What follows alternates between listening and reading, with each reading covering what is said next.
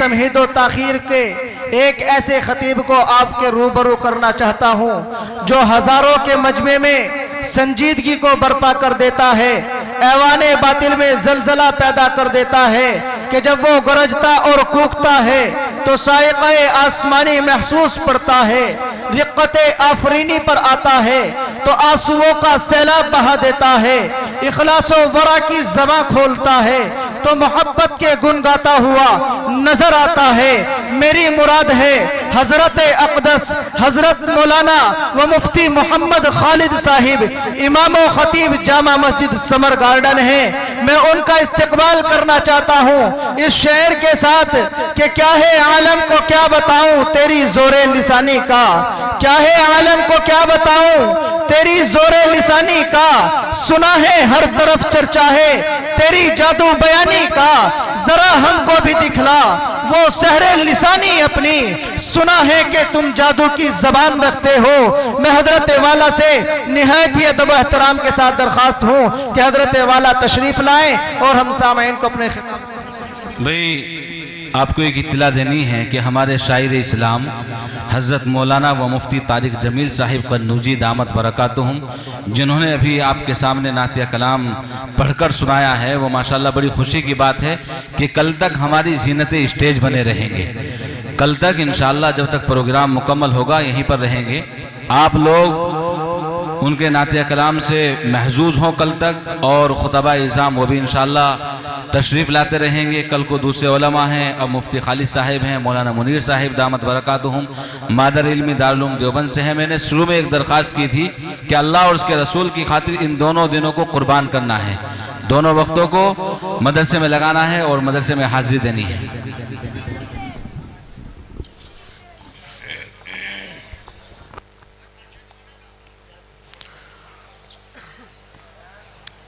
इन्नल हम्दुलिल्लाह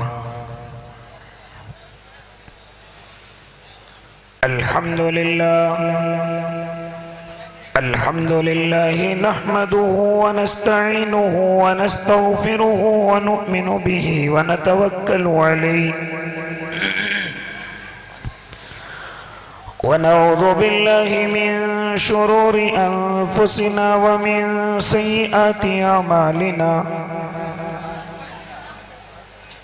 मन यहदिहिल्लाहु फला मुज़िल्ल लहु व मन युज़लिल्हु फला हादिय लहु व नशहदु अन ला इलाहा इल्लल्लाहु वहदहु ला शरीका लहु व नशहदु अन्न सय्यदना व हबीबना व शफीअना व सनदना व मौलाना मुहम्मद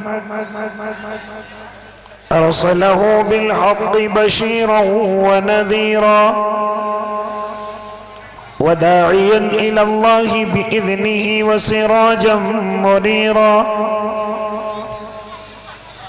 व सल्लल्लाहु तआला अला खैरि खल्क़िहि मुहम्मदिन व अला आलिहि व अस्हाबिही व अज़वाजिही व ज़ुर्रिय्यतिही व सल्लम तस्लीमन कसीरन कसीरा। अम्मा बअदु फ़अऊज़ु बिल्लाहि मिनश शैतानिर रजीम। बिस्मिल्लाहिर रहमानिर रहीम।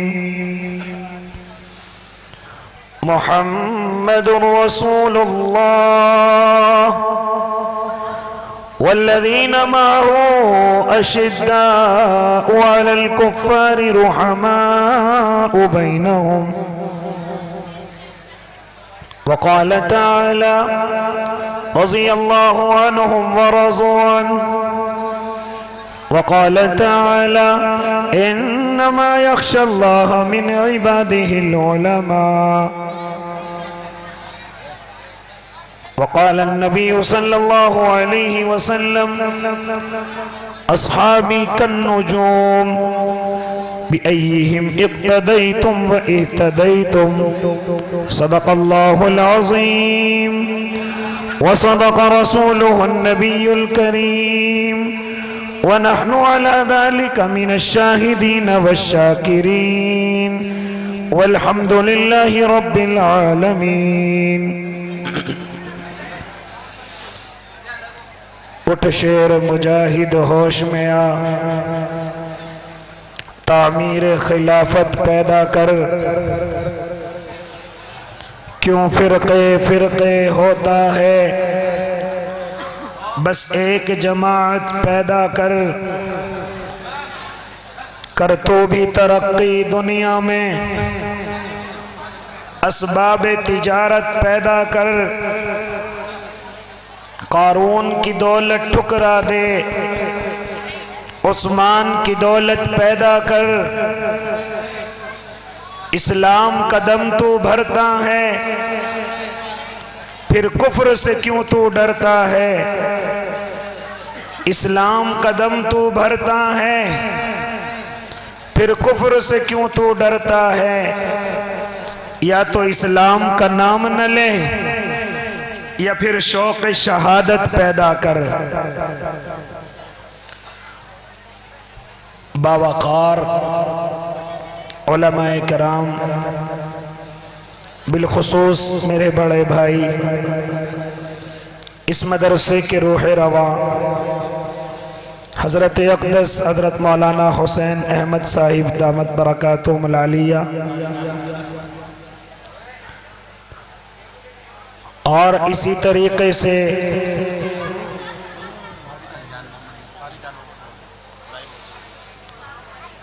हज़रत अक़दस हज़रत कारी जान मोहम्मद साहिब मुदीर आला,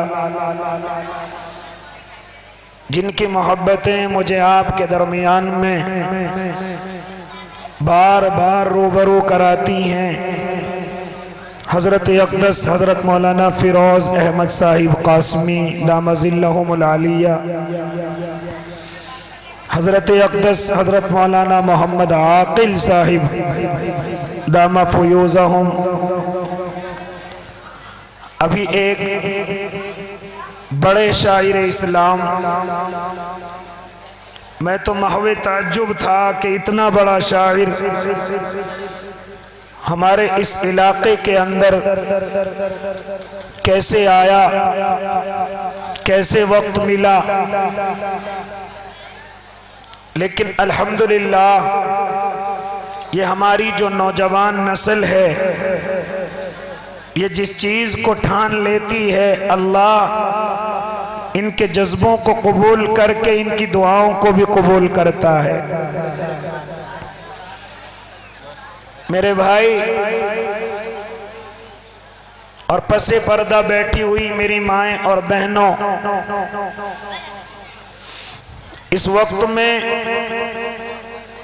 अभी हज़रत अक़दस मौलाना फ़िरोज़ अहमद साहिब ने हमें ये बाअवर कराया कि ये प्रोग्राम बहुत इख्तिसार के साथ होने वाला है। तो इसलिए मैं भी इंशाअल्लाह अपने कम वक्त में गुफ्तगू करने की कोशिश करूँगा और दुआ करूँगा अल्लाह मुझे सही कहने की और आप सबको सुन कर के अमल करने की तौफीक इनायत कर दे। मेरे भाई, आज मेरी और आपकी तमाम के तमाम इंसानों की और बिलखुसूस अल्लाह को मानने वालों की और उसके नबी से मोहब्बत करने वालों की अक्सर ये नियतें होती हैं कि काश हम भी नबी के ज़माने में होते, काश हम भी सहाबी होते और हम अपने आका से मोहब्बत करते, अपने आका को देखते, उनकी ज़ियारत करते, उनकी बातों को सुनते, उन पर अमल करते, कुर्बानियां देते। आज हर अल्लाह को मानने वाला, नबी का आशिक यही तमन्ना करता है। लेकिन आप जानते हैं अल्लाह के नबी ने आपको क्या बताया है? आओ तुम्हें बतलाता चलो, आपको शायद अपनी कदर नहीं, इस जमाने के मुसलमानों को अपनी कदर नहीं। हालांकि अल्लाह के नबी ने जब सहाबा बैठे हुए हैं, तमाम सहाबा से क्या फरमाया था? ए मेरे सहाबा, तुम मुझे मोहब्बत की नजरों से देखते हो, तुम्हारे ईमान मजबूत क्यों ना हो? नबी तुम्हारे सामने है, जिब्राइल तुम्हारे सामने आता है, कुरान तुम्हारे सामने उतरता है, मैं नबी हूँ और अल्लाह और उसके महबूब की गुफ्तगू करता हूँ, जन्नत और जहन्नम से तुम्हें डराता हूँ, तुम्हारा ईमान क्यों ना मजबूत हो? तुम्हारे सामने नबी है। एक जमाना आएगा, एक वक्त आएगा कि उनके सामने नबी मौजूद नहीं होगा, बिन देखे ईमान लाएंगे, उनके सामने कुरान उतरता हुआ नहीं होगा, लेकिन वो कुरान पर अमल करते हुए होंगे। उनके सामने जिब्राइल नहीं आएगा, लेकिन वो नबूवत की गवाही देंगे, यानी कि उनके सामने न नबी है न फरिश्ता उतर रहा है, लेकिन उनके ईमान मजबूत होंगे, उनके ईमान अल्लाह पर होंगे। ऐ मेरे सहाबा, तुम तो मेरे साथी हो, जानते हो वो लोग कौन होंगे? वो लोग मेरे भाई होंगे। वो लोग क्या होंगे? वो लोग मेरे भाई होंगे। आपको तो मेरे आका ने भाई कहा है, फिर मैं और आप एहसास कमतरी का शिकार क्यों? आओ एक गुफ्तगू यहाँ से करने चलो। मेरे उलमा समझाते हैं, अरे सहाबी नहीं बन सकते, क्योंकि सहाबी इबादत से नहीं बनता, सहाबी मेहनत से नहीं बनता, सहाबी दुआओं से नहीं बनता, सहाबी किस्मत से अल्लाह रब्बुल इज्जत जिसको चाहता है बना देता है। मैं और आप इबादत करके अल्लाह के वली हो सकते हैं, मैं और आप इबादत करके कुतुब और अब्दाल बन सकते हैं, लेकिन सहाबी नहीं बन सकते। वो तो किस्मत कुछ ही लोगों की थी जिनको अल्लाह ने अता की। हाँ, उनकी खासियतें मैं और आप अपने अंदर लाएं। जहां उनकी बहुत सारी खासियतें हैं, मैं सिर्फ एक खासियत पर गुफ्तगू करने चलूंगा। उस खासियत को मुझे और आपको अपने अंदर लाना है। हाँ, वो खासियत क्या है?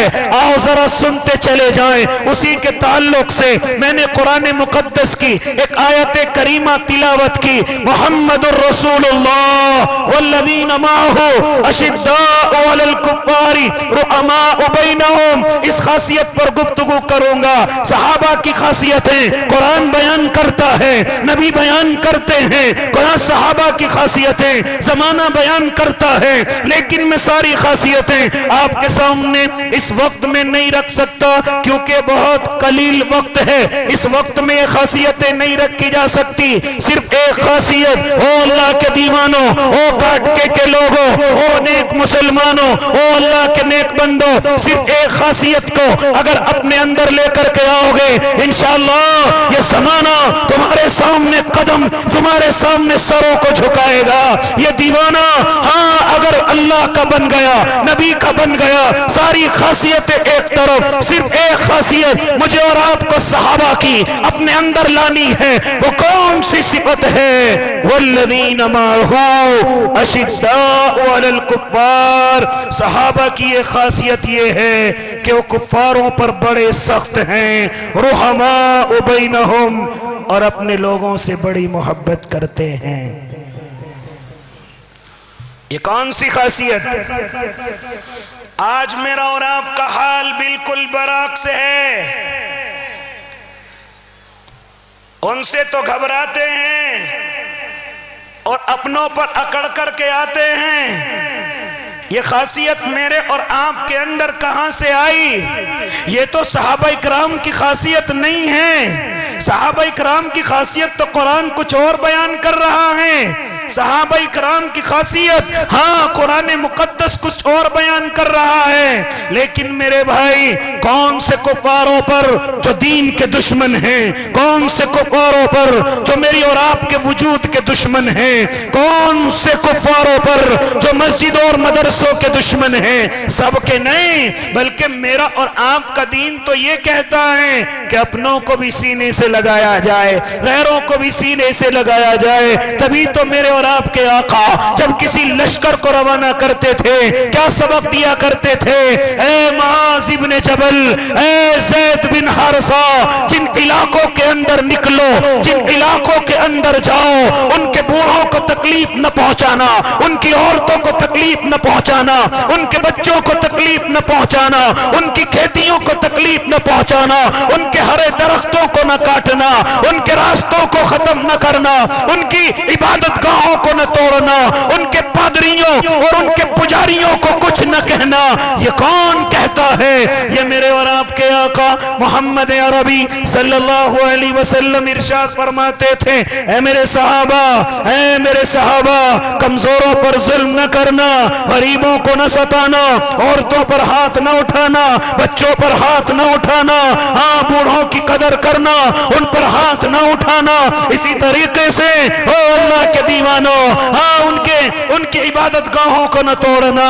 ये कौन सबक दे रहा है? और कोशिश ये करना कि अमन पैदा हो जाए, कोशिश ये करना कि तलवार को नयाम से निकालने की जरूरत न पड़े, कोशिश ये करना अल्लाह की वहदानियत उनको बतलाना, कोशिश ये करना कि वो दीन के अंदर आ जाए, कोशिश ये करना ए अली ए खालिद बिन वलीद, कोशिश ये करना कि तेरी बात से कोई इस्लाम के अंदर आ जाए।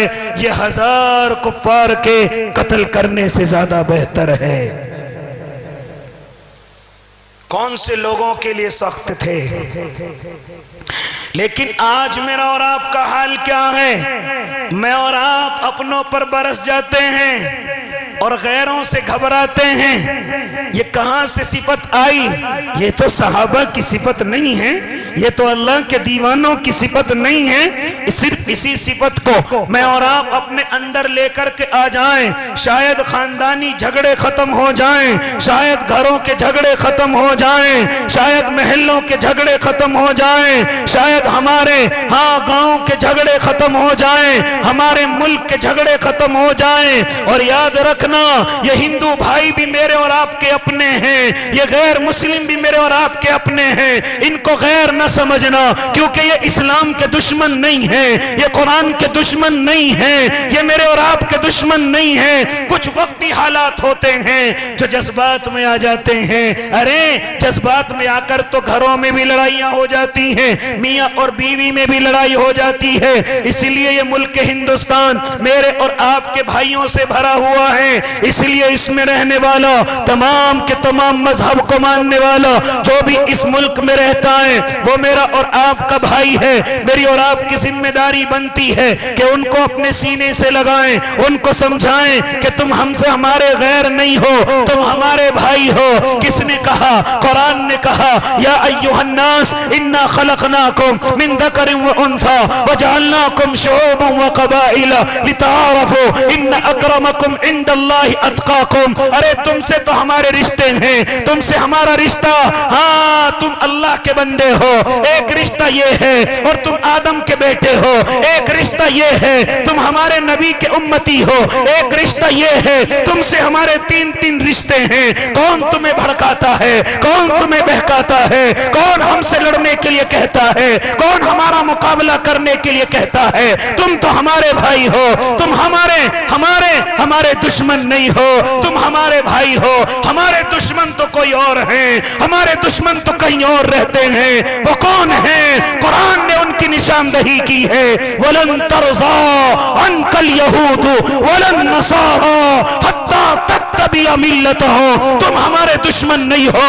और है कोई, हाँ जिनकी उंगलियों पर हमारे कुछ लोग इस मुल्क के नाचते हैं, उनके लालच में आकर हमारी तरफ से हाँ जंग जदल करते हैं। असल दुश्मन वो हैं जिनको कुरान ने कहा है, वलन तरज़ा अनकल यहूद वलन नसारा हत्ता तत्तबिया मिल्लतहुम।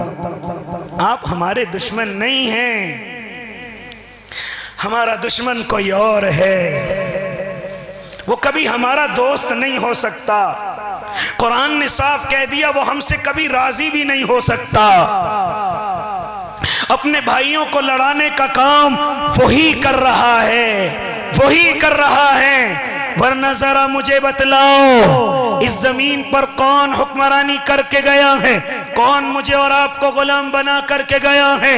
किसने मेरे और आपके पैरों में गुलामी की जंजीयां जकड़ी थी? कौन था वो जो मुझे और आपको गुलाम बना करके गया? लेकिन जैसे यहां से रवाना हुआ हम सब भूल गए हमारा दुश्मन कौन था और अपने भाइयों को अपना दुश्मन समझ बैठे, अपने खूनों को अपना दुश्मन समझ बैठे।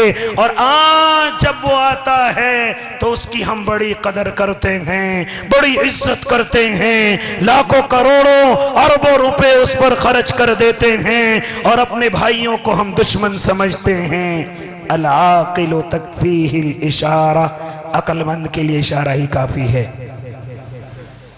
मुअज़्ज़ज़ सामिईन इज़ाम, तो अगर मैं और आप चाहते हैं कि सहाबा इकराम की सिफतें मेरे और आपके अंदर आ जाएं, मैं और आप अल्लाह के करीब हो जाएं, तो मुझे और आपको चाहिए हाँ अपनों के लिए रहमदिल हो जाएं, अपनों से मोहब्बत करने वाले हो जाएं, अपनों के खिलाफ भड़काए में ना आए, अपनों से नफरत करने वाले ना हो।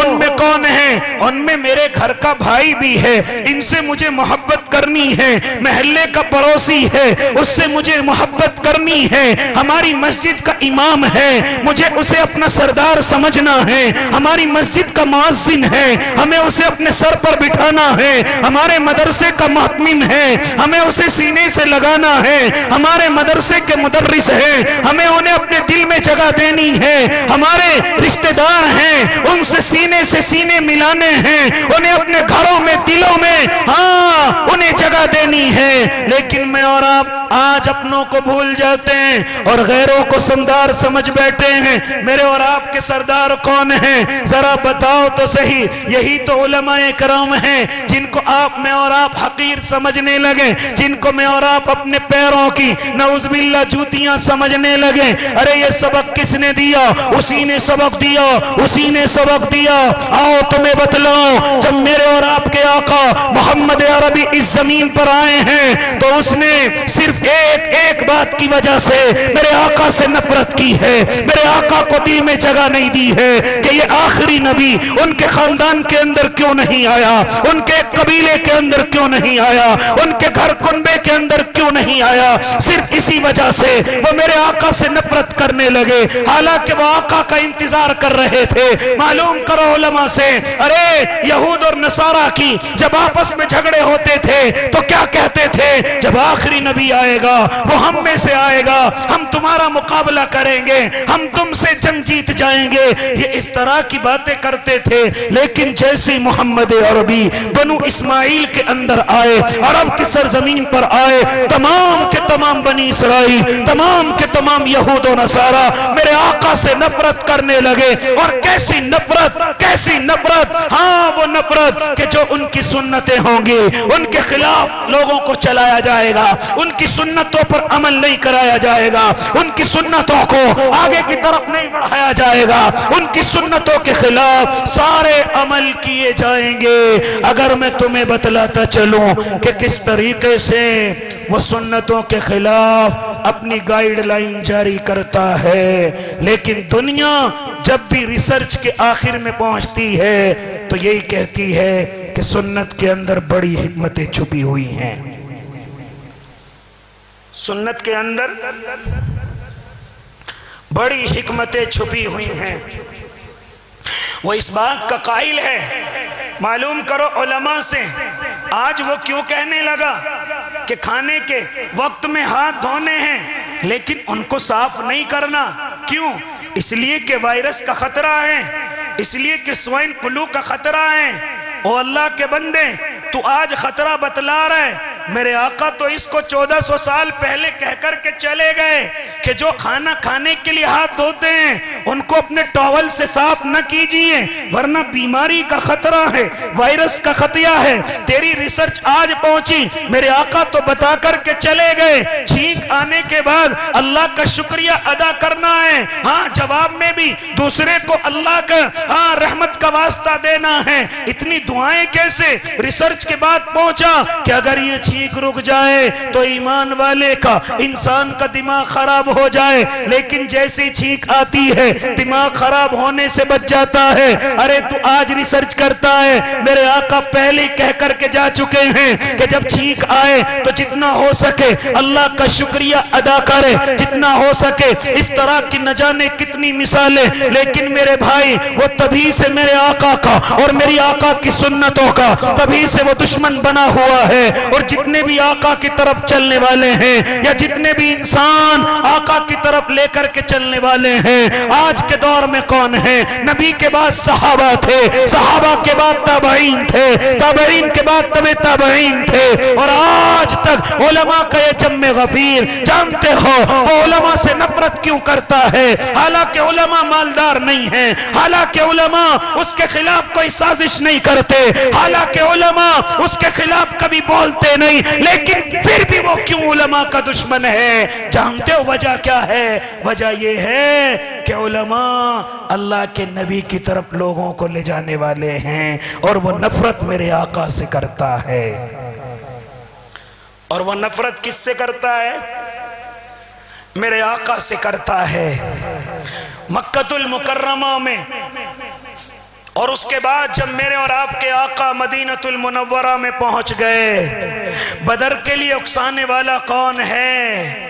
आप कहेंगे वही जिसको कुरान ने यहूद और नसारा कहा। हाँ, क्यों वाकया पेश आया ओहद का? क्यों अपने बाप और भाई के, हाँ, उनको आमने सामने करने वाला कौन है? आपस में नफरतें कराने वाला कौन है?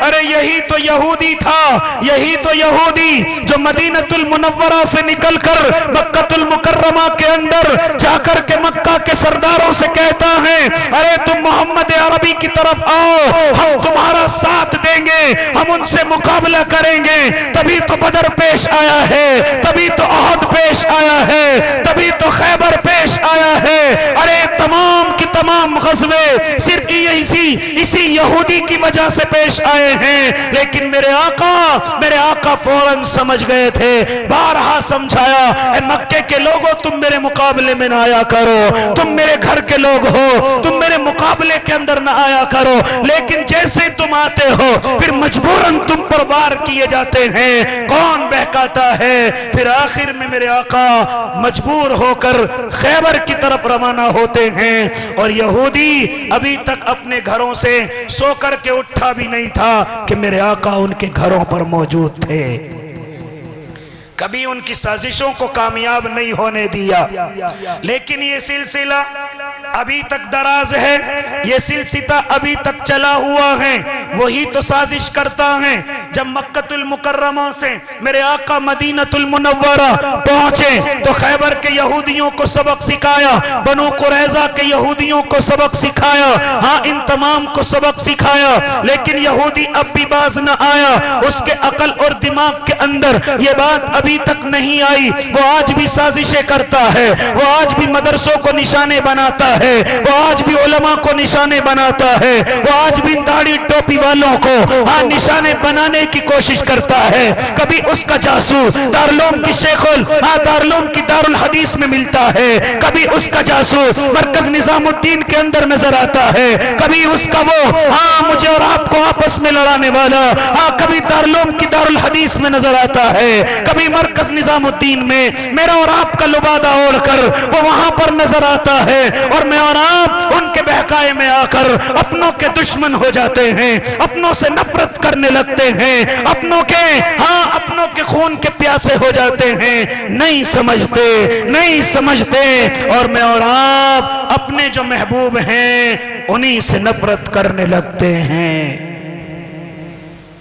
सहाबा की यही खासियत थी कि वो अपनों से रहमदिल और गैरों से कभी नहीं घबराए। कुछ मिसालें देकर चलूं ताकि ईमान के अंदर ताजगी आए। कुछ मिसालें देता चलूं। हजरत उमर इब्न खत्ताब का जमाना, अल्लाह के इस दीवाने का जमाना, आओ तुम्हें बतलाता चलूं। एक लश्कर जर्रार तैयार किया गया, इनमें एक अल्लाह का दीवाना हजरत अब्दुल्ला इब्ने हुज़ाफा है। मैं इनकी गुफ्तगू करने चला, पहली मिसाल देने चला। हाँ, कभी गैरों से नहीं घबराए, अपनों से मोहब्बतें की, लेकिन गैरों से कभी नहीं घबराए। हाँ, ईरान की तरफ रवाना कर दिए गए, ईरान की तरफ भेजे गए, लेकिन बदकिस्मती से हजरत अब्दुल्ला इब्ने हुज़ाफा हाँ किसी तरीके से गिरफ्तार कर लिए गए और इसी तरीके से रोम के गवर्नर के सामने लाए गए। और सुनो अल्लाह के दीवानों, ये थे ईमान की ताकत वाले, ये थे अल्लाह के दीवाने। हजरत अब्दुल्ला इब्ने हुज़ाफा गिरफ्तार करके हाँ रोम के एक गवर्नर के सामने ले जाए गए। क्या कहता है वो रोम का गवर्नर, क्या कहता है हजरत अब्दुल्ला से, अब्दुल्ला अपने नबी को छोड़ दो, अब्दुल्ला अपने इस्लाम को छोड़ दो, अब्दुल्ला इस गरीब दीन को छोड़ दो और छोड़ करके हमारी तरफ आ जाओ। अब्दुल्ला हम तुम्हें अपने घरों में जगह देंगे, और खाली जगह घरों में नहीं बल्कि हम तुम्हें आधी सल्तनत का मालिक बना देंगे। क्या फरमाया था, क्या फरमाया था हजरत अब्दुल्ला ने। और सुनो, जरा से लालच में आकर अपने दीन के सौदे करने वालों सुनो, जरा सी घबराहट में आकर दाढ़ियां कटवाने वालों सुनो, जरा सी घबराहट में आकर अपने सरों से टोपियां उतारने वालों और सुनो, जरा सी घबराहट में आकर कुर्ते पायजामे छोड़कर गैरों के लिबास पहनने वालों सुनो, जरा सी घबराहट में आकर अपने माथों पर कशके लगाकर बुतों के सामने झुकने वालों सुनो, जरा सी ईमान की हरारत नजर नहीं आती। गैरों के सामने अपने दीन के सौदे करने वालों सुनो, क्या कहा था हजरत अब्दुल्ला इब्ने हुज़ाफा ने, क्या कहा था अल्लाह के इस दीवाने ने। और रोम के कुत्ते सुन ले, अगर तू ये चाहे कि मैं एक पलक झपकने तक भी अपने दीन से दूर हो जाऊं, अगर तू मुझे पूरी सल्तनत भी दे दे, तो अब्दुल्ला के साथ ऐसा नहीं हो सकता। तू जिंदगी की बात करता है, एक पलक झपकने तक भी मैं अपने नबी और उसके लाए हुए दीन से दूर नहीं हो सकता। नारे तकबीर, नारे तकबीर, अज़मते सहाबा, अज़मते सहाबा, नारे तकबीर। माशाअल्लाह, माशाअल्लाह। पलक झपकने तक भी तू बात जिंदगी की करता है, तू बात सल्तनत की करता है। आज मुसलमानों का हाल क्या है, जरा सी सीट के लिए कहीं भी झुका दो। आज मुसलमानों का हाल क्या हो गया, जरा से ओहदे के लिए किसी के सामने हाथ जुड़वा लो। है मुसलमान क्या हो गया, है अल्लाह के दीवाने क्या हो गया। कहता है मैं सहाबी होता, कहता है मैं नबी के जमाने में होता, कहता मैं नबी का दीवाना होता।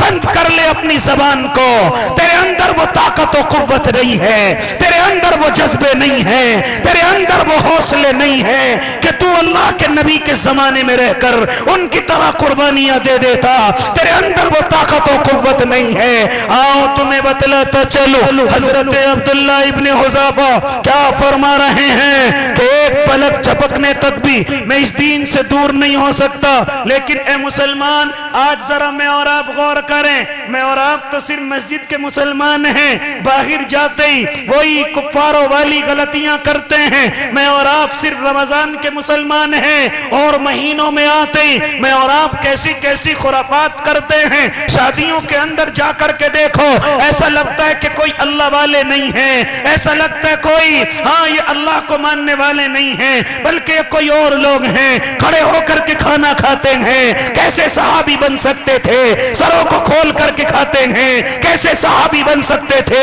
वहीं तू खड़ा हुआ है, वहीं बहन बेटियां बगैर पर्दे के खड़ी हुई हैं और हम कहते हम सहाबी होते। अरे कैसे, जरा सुन सहाबा की वो बात, जरा सुन सहाबा के वो जज्बे। हजरत हुज़ैफा इब्नुल यमान हैं, बड़े दरबार में बुलाए गए हैं, दावत का इंतजाम कर दिया गया है।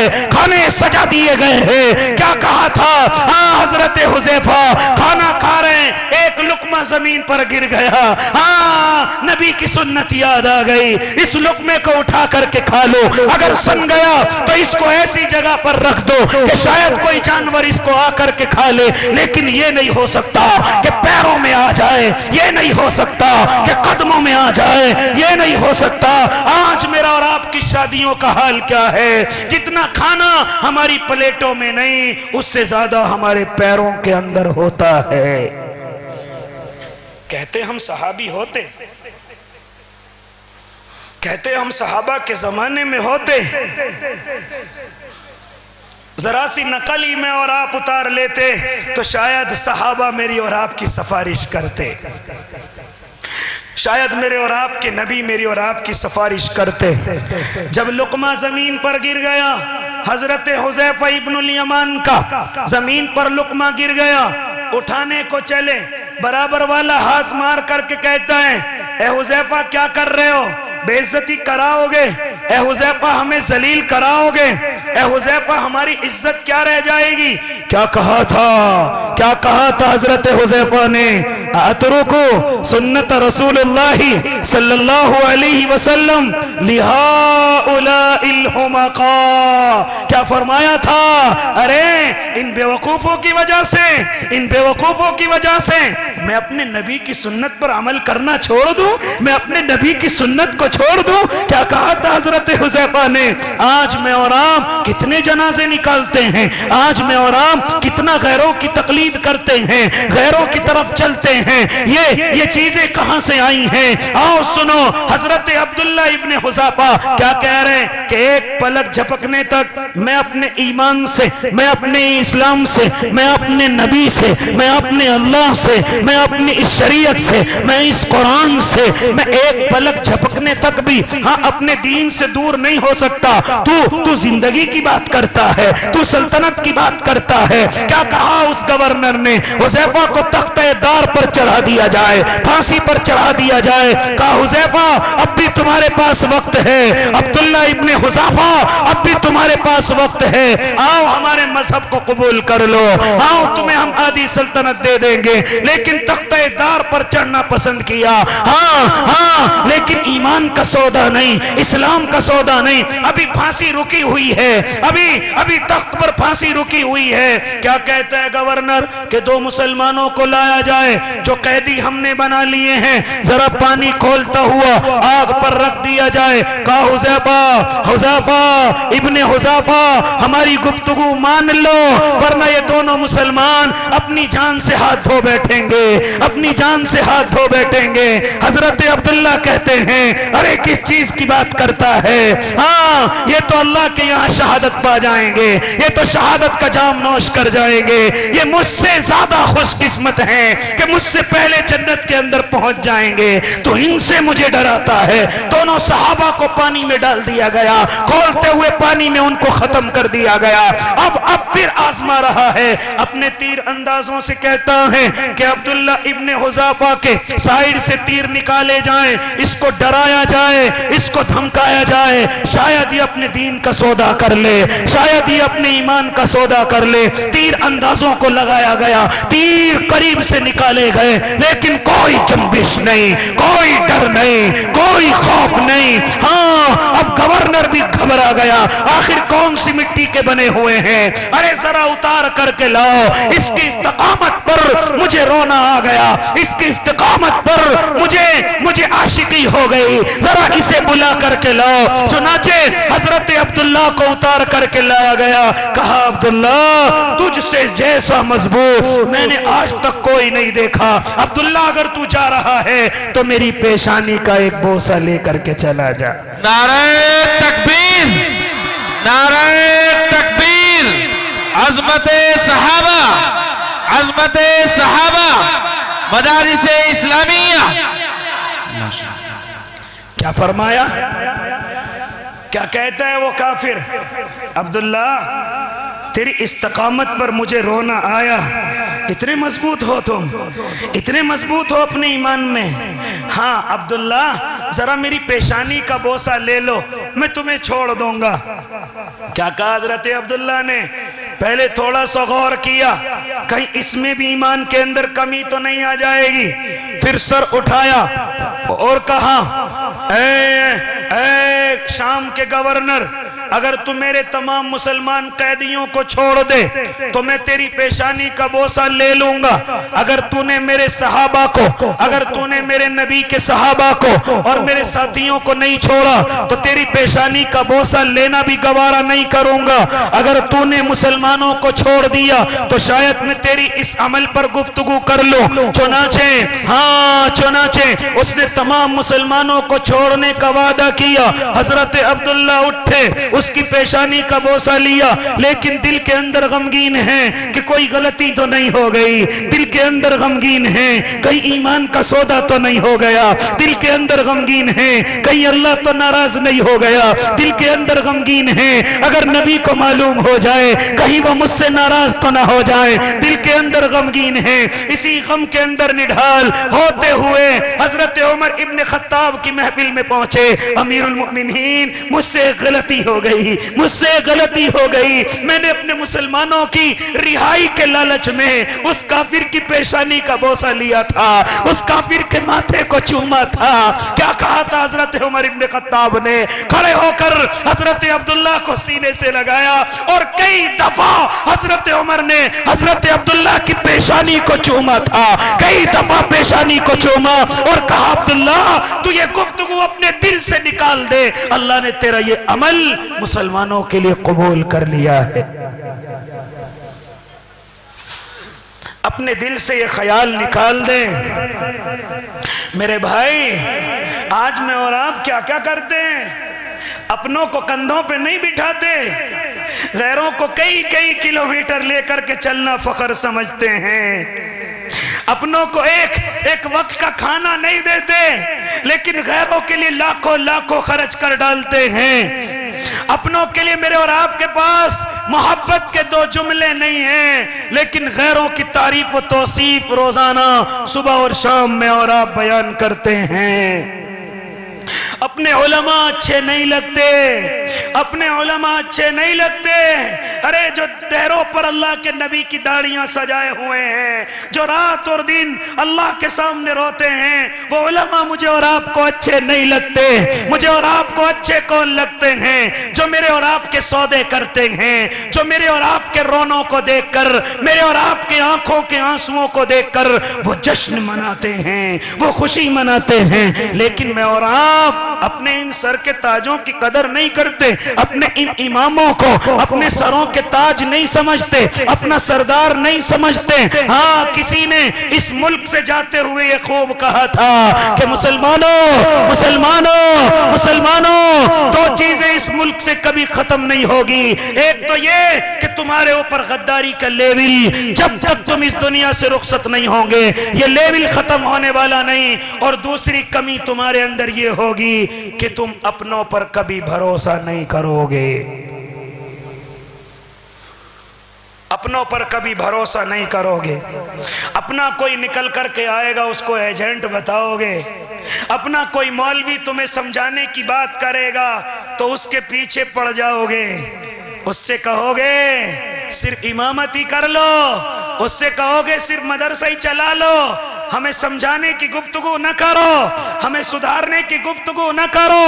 हाँ, गैरों के थप्पड़ खाओगे और उनकी तारीफ करोगे, लेकिन अपने अल्लाह के दीवाने जो तुम्हारी तारीफ करते हैं, और खाली तारीफ नहीं, खाली तारीफ नहीं, बल्कि रातों को मेरे और आपके लिए रोते हैं। रातों को उठ करके तहज्जुद के मौके पर उठकर, जिनके रोने से मुसल्ले गर्म हो जाते हैं, हाँ, जो रातों को उठकर अपनी कौम के लिए दुआएं करते हैं। हाँ, एक गुफ्तगू और करता चलो, लोगों के अंदर ये बात आ गई ये उलमाए कराम कुछ नहीं कर रहे। मेरे भाई, ये जमीन पर मैं और आप अगर बचे हुए हैं तो वजह सिर्फ उलमाए कराम हैं, क्योंकि कुरान साफ तरीके से कह रहा है इन्नमा यख्शल्लाह मिन इबादिहिल उलमा। हाँ, हो सकता है किसी से गलती हो जाती हो सकता है कोई भूल हो जाती हो, लेकिन मेरे भाई कुरान ने अगर कह दिया कि मुझसे अल्लाह से डरने वाले अगर सबसे ज्यादा कोई जमात है तो सिर्फ और सिर्फ उलमाए कराम की जमात है।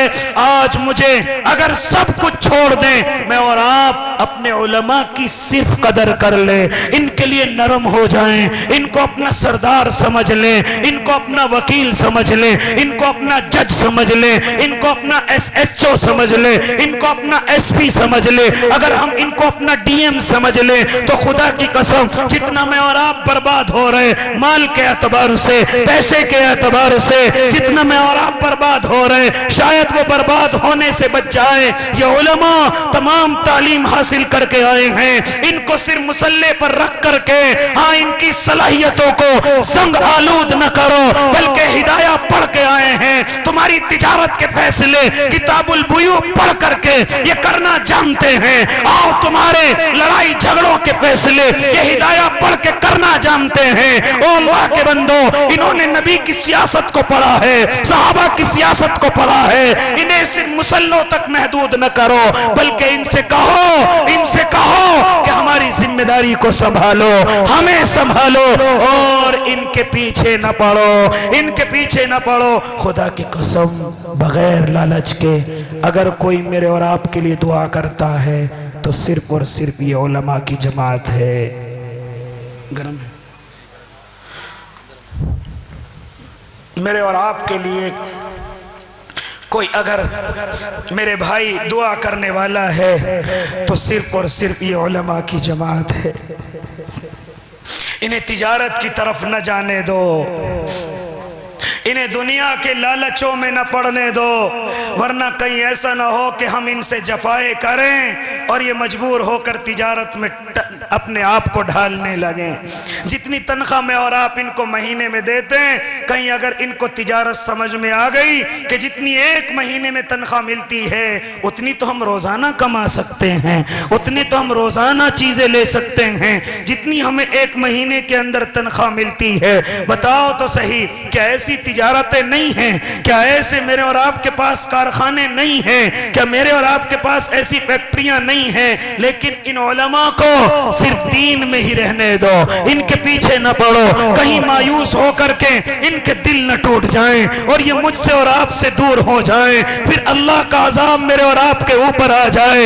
एक गुफ्तगू और करता चलो कि अगर बहुत सारे गुनाहों की अल्लाह ने सजा इस दुनिया में रखी है, आपने इन उलमा से सुना होगा, उनमें से एक माँ बाप की नाकदरी है, अल्लाह ने उसकी सजा दुनिया में रखी है। मेरा मौजू ये नहीं है, हाँ उनमें से एक नाकदरी उलमा की है, एक गुनाह उलमा का है, अल्लाह उसकी सजा इसी दुनिया के अंदर अता करता है, क्योंकि ये नबी के वारिस हैं, ये सहाबा के नक्शे कदम पर चलने वाले हैं। मेरी गुफ्तगू वही है कि गैरों के लिए सख्त हो जाओ, अपनों के लिए रहम दिल हो जाओ। अपनों में ये उलमा भी आते हैं। आज मेरे अल्लाह के बंदे को क्या होता है, मस्जिद के अंदर जाता है, अगर घर में नहीं चलती तो मस्जिद में चलाने की कोशिश करता है, मदरसे में चलाने की कोशिश करता है, मुदर्रिस को डांटने की कोशिश करता है, मुअज्जिन को डांटने की कोशिश करता है। रब्बे काबा की कसम, ये उन्हीं गुनाहों में से है कि अल्लाह इस गुनाह की सजा तुझे दुनिया के अंदर अता करेगा,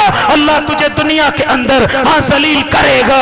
मैं बतलाता चलो, हजरत मौलाना हुसैन अहमद मदनी रब्बा उनकी कब्र पर करोड़ों रहमतें नाजिल कर देना। हाँ, कौन अल्लाह का दीवाना जिसने फतवा दे दिया था कि अंग्रेज की हुकूमत हराम है, अंग्रेज ने हाँ उसे अपनी अदालत में बुला लिया था। हुसैन, हमने सुना है कि तू हमारे खिलाफ फतवा देता है, तूने हमारी फौज में भर्ती होना हराम करार दिया है। क्या कहा था? अल्लाह उसकी कब्र पर करोड़ों रहमतें भेज देना। क्या कहा था हुसैन अहमद मदनी ने? ये कल भी कहता था, आज भी कहता हूँ, तेरी हुकूमत कल भी हराम थी, आज भी हराम है। शागिर्द कदमों में आकर के पड़ गए, कदमों में आकर के पड़ गए। हुसैन अहमद मदनी बात को बदल ले, बात को बदल ले।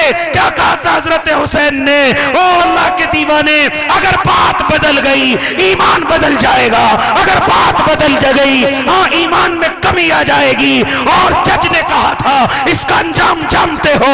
क्या कहा था हजरत हुसैन अहमद मदनी ने? हाँ जानता हूं। अपना झोला खोला, उसमें से कफन निकाला और कहा और जज की सीट पर बैठने वाले सुन ले, हुसैन अपना अंजाम अपने साथ लेकर के फिरता है। नारे तकबीर, नारे तकबीर। उलमाए देवबंद, उलमाए देवबंद, मौलाना हुसैन अहमद मदनी, मौलाना हुसैन अहमद मदनी, नारे तकबीर। हुसैन अपना अंजाम साथ लेकर के घूमता है, तू अंजाम की बात करता है, लेकिन इतनी कुर्बानियां देने वाले जानते हो क्या हुआ? जानते हो क्या हुआ? जैसी सियासत को चुना, जैसी सियासत का साथ देने वाले के लिए चुना, क्या हुआ? एक आदमी जब मौलाना हुसैन अहमद मदनी ट्रेन से उतर रहे हैं तो किसी ने आकर के हजरत की बेइज्जती की है। बेइज्जती किस तरीके से कि अपने कपड़ों को उतारा और मौलाना के सामने उसने नाचना शुरू कर दिया।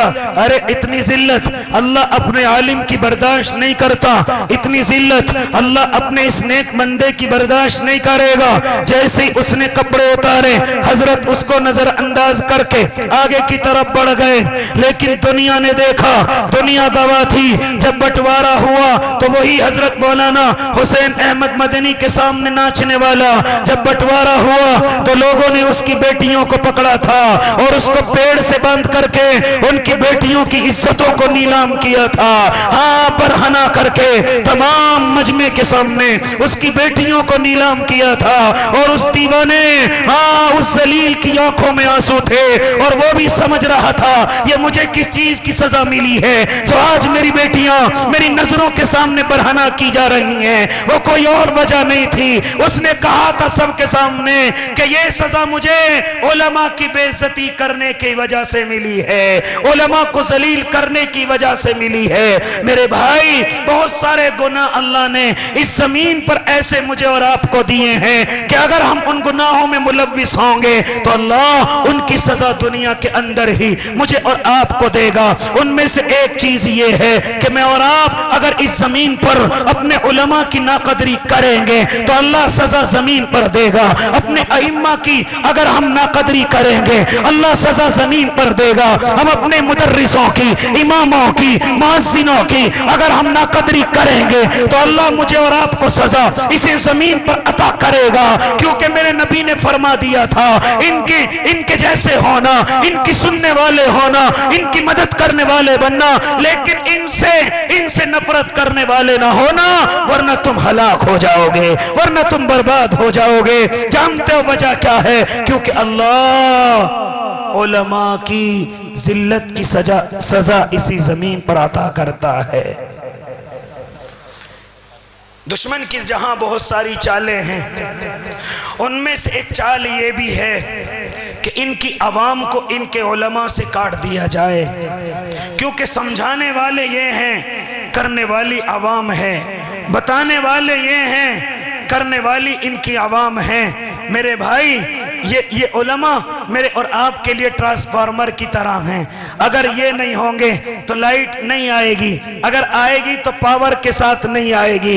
अगर ट्रांसफार्मर होगा तो लाइट अच्छी आएगी और पावर के साथ आएगी। मेरे भाई ये उलमा वही काम अंजाम देते हैं। एक गुफ्तगू और करता चलो, शायद ईमान की वजह से मेरी और आपकी समझ में आ जाए। ये उलमा अल्लाह के सिपाही हैं, ये उलमा अल्लाह की फौज हैं, ये उलमा अल्लाह के नेककार बंदे हैं। आओ मैं गुफ्तगू क्यों करने चला?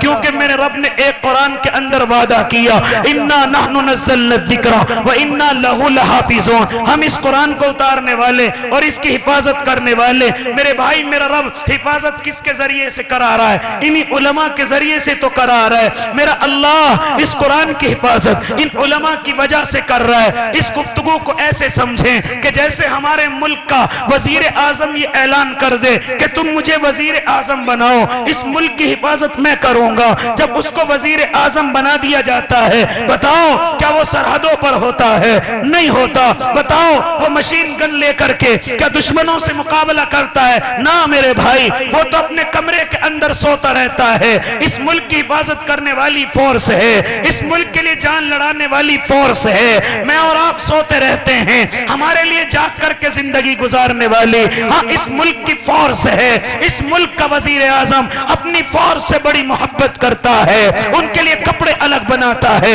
उनके लिए खाने अलग देता है, उनकी हर चीज बिल्कुल अलग होती है। हाँ क्यों? इसलिए कि वो उसके मुल्क की हिफाजत कर रहे हैं। उनकी तनख्वाहें भी होती हैं, जब रिटायर्ड हो जाते हैं तो उनकी सैलरी पेंशन के रूप में उनको मिलती रहती है। जानते हो वजह क्या है? क्योंकि वजीर आजम के वो दावे को पूरा कर रहे हैं, वो उसके मुल्क की हिफाजत कर रहे हैं। इसी तरीके से हाँ ये उलमा उसके कुरान की हिफाजत कर रहे हैं, उसके कुरान की हिफाजत का जरिया है। जिस तरीके से वजीर आजम अपनी फोर्स पर हमले को बर्दाश्त नहीं करेगा, इसी तरीके से मेरा अल्लाह इन कुरान की हिफाजत करने वालों की जिल्लत बर्दाश्त नहीं करेगा।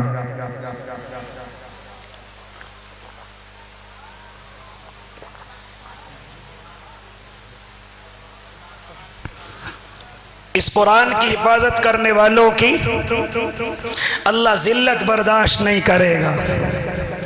इसलिए मेरे भाई, ये मेरे और आपके अपने हैं, किसी के भाई हैं, किसी के बेटे हैं, किसी के पोते हैं, और ऊपर से इंसान भी हैं। मासूम नहीं है, ना मासूम है ना महफूज हैं।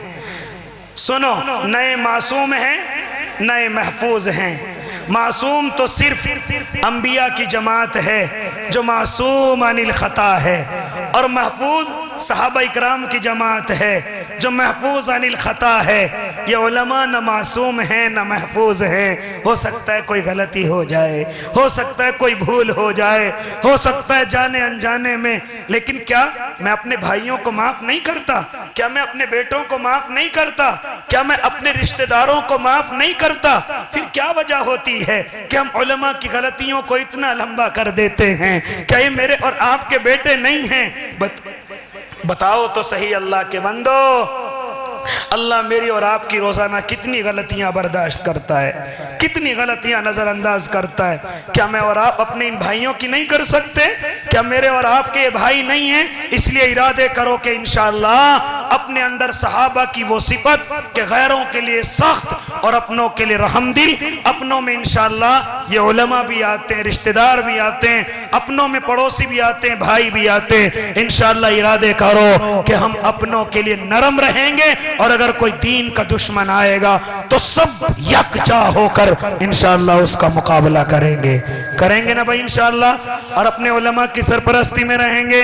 और आज इंशाअल्लाह इस मजमे से अपने उलमा की जो भी बुराई हमारे दिल में आई उसको निकाल बाहर फेंक करके जाएंगे इंशाअल्लाह। जाएंगे ना भाई इंशाअल्लाह। ये दिल को साफ रखना ये बड़ी इबादत है, बड़ी इबादत है, बड़ी इबादत है।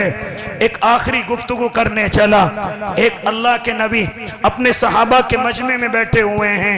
क्या फरमाते हैं सहाबा से? क्या फरमाते हैं? जो इस दरवाजे से दाखिल होगा वो जन्नती है। एक बेचारे बड़े बूढ़े जूत में हाथ में जूती लेते हुए मस्जिद के अंदर आए, आकर के नमाज पढ़नी शुरू कर दी। मेरे आका कहते हैं ये आदमी जन्नती है।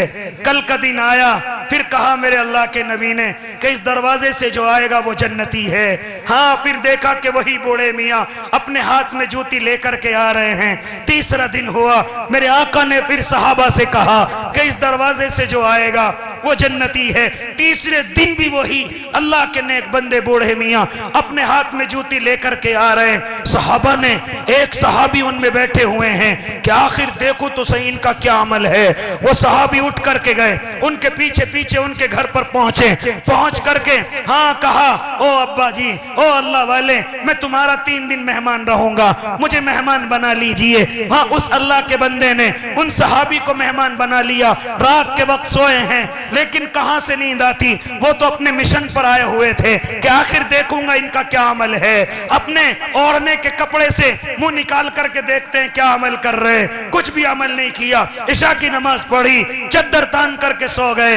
दूसरा दिन आया, उन्होंने फिर रात गुजारी, हाँ इशा की नमाज पढ़ी, सो गए। न तहज्जुद, न जिक्र, न और कोई तिलावत, सो गए। फजर की नमाज के वक्त उठते हैं। इसी तरह 3 दिन हो गए, कोई नई बात नजर आई, कोई नई बात नजर नहीं आई। सहाबी कहने लगे, ओ अल्लाह के बंदे, मैं तुम्हारा मेहमान नहीं हूं, मैं तो तुम्हारा कोई अमल देखने के लिए आया था। बताओ तुम्हारा वो कौन सा अमल है जिसको अल्लाह के नबी मुसलसल 3 दिन तक कह रहे थे, ये जन्नती है, ये जन्नती है, ये जन्नती है।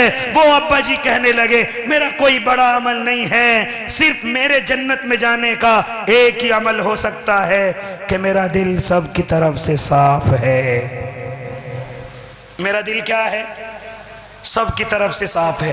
तो साफ करेंगे ना इंशाअल्लाह इसको अपने भाइयों के लिए, उलमा के लिए।